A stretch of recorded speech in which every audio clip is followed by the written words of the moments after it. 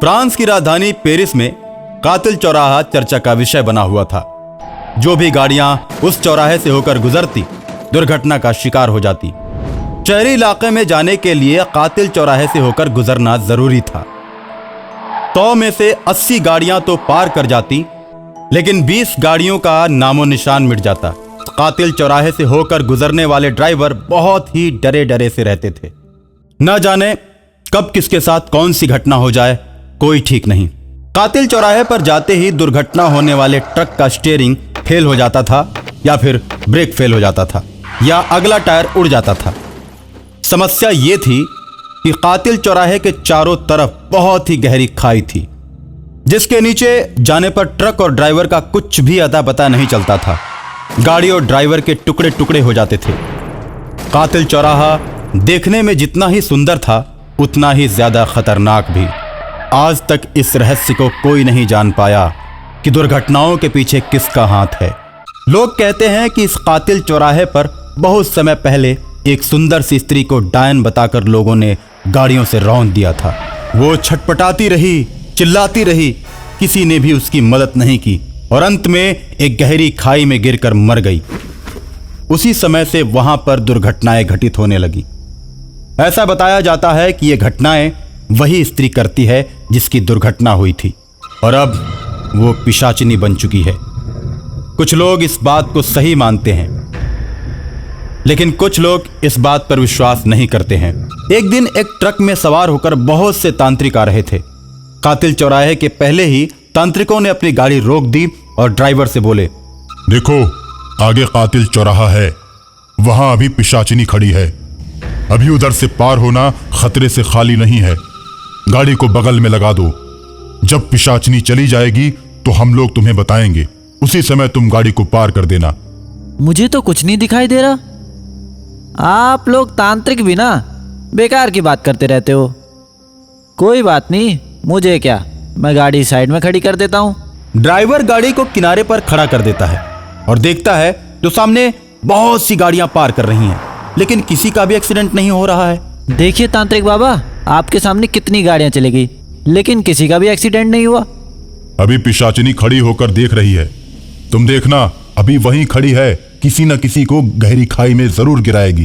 कुछ ही समय बाद पिशाचिनी अपने मुंह से आग उगलने लगती है और कातिल चौराहे की तरफ से जाने वाली सभी गाड़ियों को जलाकर खाई में गिराने लगती है।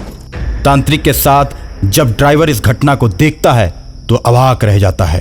तांत्रिकों को बैठाकर डर की वजह से ट्रक को पीछे की तरफ मोड़ लेता है और काफी दूर निकल जाता है। रास्ते में पिशाचिनी उसे बीच सड़क में खड़ी हुई दिखाई देती है और गाड़ी को रुकवा देती है। ड्राइवर उतरकर भागने की कोशिश करता है, लेकिन पिशाचिनी उसे पकड़ लेती है और कहती है, चल चल गाड़ी में बैठ। मेरे डर से तू पीछे की तरफ भाग रहा था। अभी तो मेरा एरिया खत्म भी नहीं हुआ है।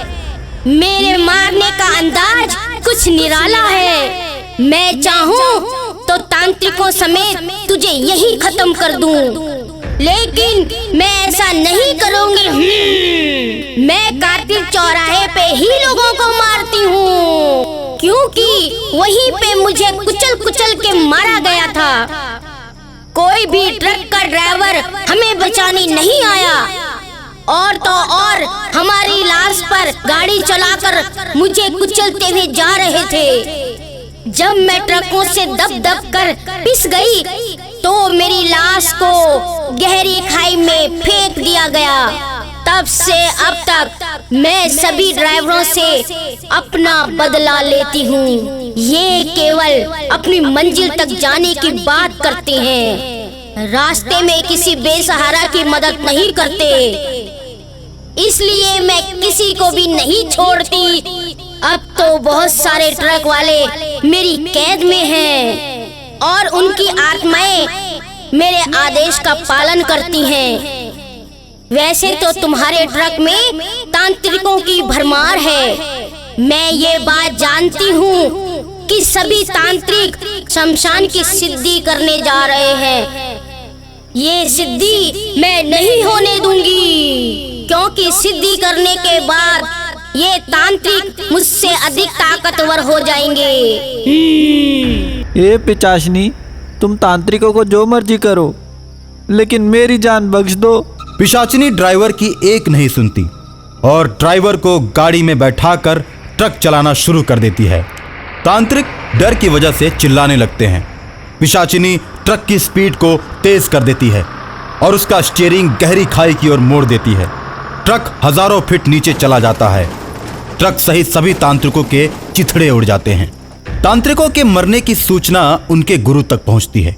अपने चेलों के मरने की सूचना पाकर तांत्रिकों के गुरु क्रोधित हो जाते हैं और अपनी दिव्य दृष्टि से पिशाचिनी की शक्ति का आकलन करते हैं।